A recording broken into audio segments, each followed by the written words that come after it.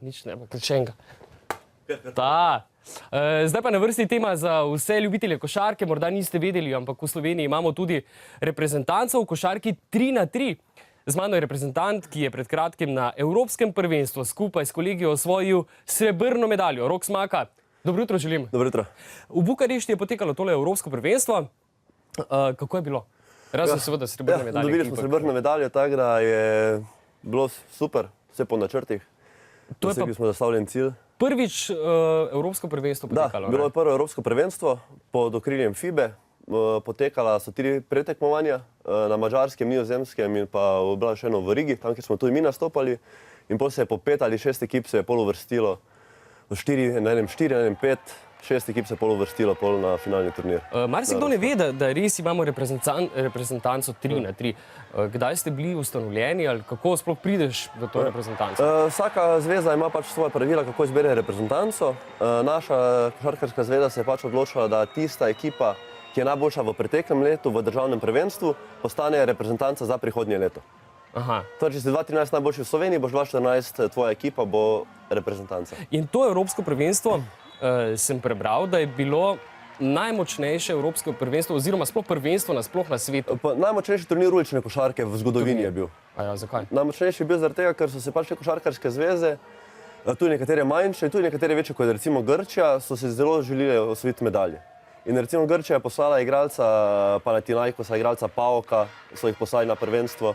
Potem sicer bil še en z druge grške lige, ampak to so igralci, ki igrajo Euroligo, ki so osvajali Euroligo, ki so profesionalci in to niso neki odsluženi igralci, to so 24-25 stari igralci. Ravno to vprašanje, kdo se poda v ulično oziroma v košarko 3x3. Pri nekaterih drugih športih velja paradna disciplina, pa bomo rekli recimo je smučanje, od tistih 4 in potem tisti, ki pač ni bil najbolj perspektivni ali pa starši niso imeli veliko denarja, pač v druge zvrsti smučanja. Je tako pri ulični košarki? To še vedno neki stereotip še vedno velja, da tisti odsluženi igralci ali pa igralci, ki niso dovolj dobri, da bi 5x5 igrali, da grejo pač v ulično košarko, ampak mislim, da ravno to Evropsko prvenstvo pokazalo, da temu več ni tako. Tudi Azerbajdžan, ki sicer ni neka košarkarska velesila, si pač skupaj enega Litvanca pa enega Američana, oba z euroligaškimi izkušnjami. Američan je še lani igral za Sieno. Tako da tudi švicarska reprezentanca sestavljena iz 4 prvoligaških igralcev, belgijska reprezentanca enako. Kaj pa slovenska reprezentanca? Slovenska, pri nas pa smo Aleš Kunc, bivši reprezentant tudi v dvoranski košarki, pred leti, kakšne 2 leti nazaj, mogoče malo več. Blaž Črešna, on še vedno aktivno igra, Jasmin Hercegovac, pa jaz pa smo med enimi temi odsluženimi igralci, kar se dvoranske košarke tiče, oziroma smo se bolj zdaj sfokusirala na ulično. In ste v bistvu, vi ste drugo mesto, ko ste natavkli one. Natavkli smo Grke v polfinalu, to kar pomeni, da lahko pariraš igralcu, ki je 2-11 osvojil s Panathinaikosom Evropsko ligo. Ga lahko podrebra, recimo enkrat v življenju. Moraš ga, drugače ti bo dal koš. Kaj to je? So drugačna pravila pri tej košarki? Ulična košarka je dosti bolj igra. Ne igra se na tak koš. Ne, tega sem zaradi tebe prinesel, ker da lahko zabiješ, so me prosi lepo. Da ne bom nekaj visokega peljal. Dosti bolj fizično se igra. Sodniki puščajo dosti tršo igro, tada se tu tudi neki posnetki, tako da, ampak...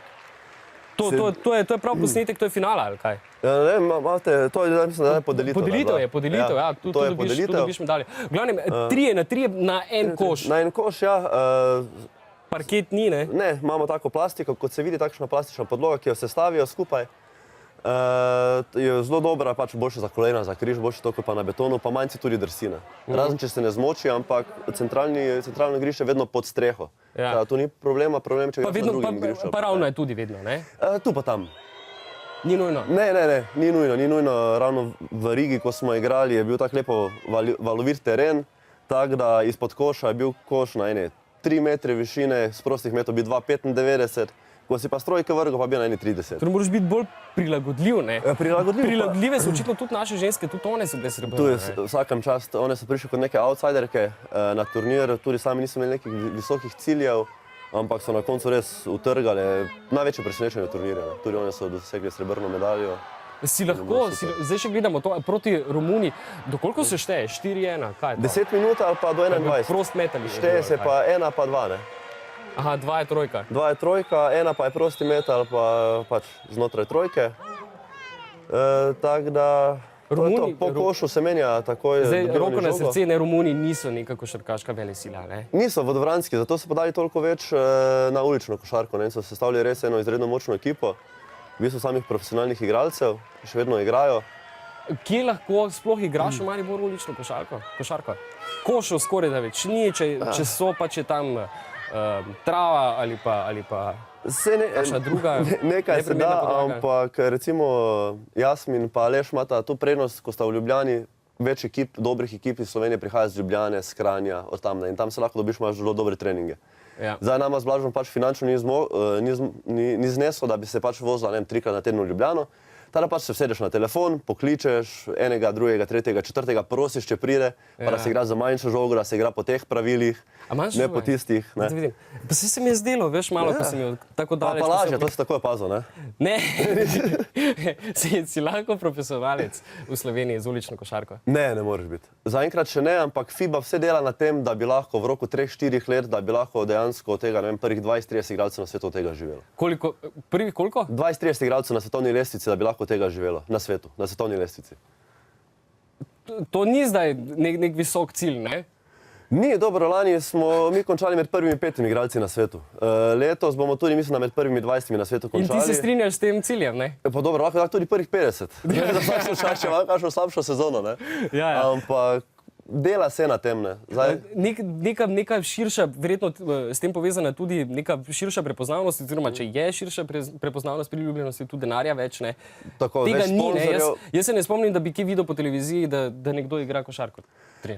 Bili so reportaže, ste imeli tudi na vaši televiziji, kar se tiče državnega prvenstva.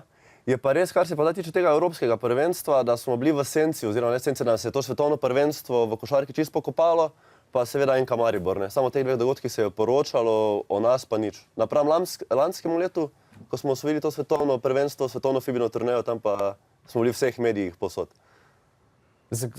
Nisem redo slišal, zakaj, samo NK Maribor. Ne, bil je NK Maribor, pa bil je slovenska reprezentanca, ne samo o tem se je poročalo. Drugega športa takrat ni obstajal, ne, na 2 tedna, ni bilo drugega športa. Ampak to morajo začeti ljudje gledati, ne, ker je atraktivno. Poglejte, kamorkoli prijemo, so polne tribune. Ja. V Švici na teh turnirjih prije med 20 do 30 tisoč ljudi v 2 dneh. Na Danskem je prišlo, so organizatorji povedali številko 15 tisoč ljudi. V enem dnevu se je izmenjalo na enodnevnem turnirju. Zdaj pa ti predstavljaj, da vsak da evro. Ja, bilo je fajn. Bilo je fajn. Jaz predlagam minuto še malo do konca, da mi dva za gledalci demonstriramo, ne, kako deluje ta, ne bi? Lahko, bom jaz v obrambi, ker sem slišal, da si zelo dober ofenzivni igralec, da v obrambi še paš malo. Kaj moram narediti? Ja, tekma se začne v bistvu, da sodnik vrže kovanec in če uganeš, dobiš žogo, ampak recimo, da si ti ugano in evo, da ti vročen žogo in igramo. Vroče? Dobro. Vroče, ne, to je to. Zdaj pa začnem. Ja. Lahko ti tu žogo zavim, lahko pa začneš. Dobro, gledaj. Evo, opa. Pas! Evo, to je košarkir v najboljših letih. Lomiš koše. Vidiš, da je nekaj potencial še. Potencial pri naših fantih, koliko misliš, se jih bo zdaj pa v Evropskem prvenstvu spravilo na 3-3? Vsako leto jih je več. Tako da tudi letos mislim, oziroma če se bo kakšen upokojil, bo pa še bolj pestro. Hvala ti za obisk. Uživaj, pa veliko uspeha želim, ne? Glej še en koš. To je to, naravni talent.